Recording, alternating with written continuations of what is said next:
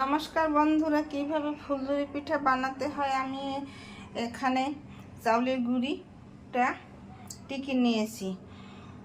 চালন দিয়ে টেকলে হবে না, গুঁড়িটাকে কাপড় দিয়ে টিকতে হবে। এই যে সুতির কাপড় নিয়েছি, এই সুতির কাপড় দিয়ে তারপর টিকে নিতে হবে। টিকে এটাকে এইভাবে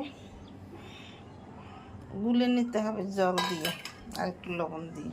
আমি গুলে নিয়ে এই যে ফুলঝুরি পিঠা ভেজে নিয়েছি। দেখুন দেখতে কত সুন্দর হয়েছে। এখানে একটু এইভাবে তেল দিয়ে ই করে তারপর ভেজে নিলে হবে।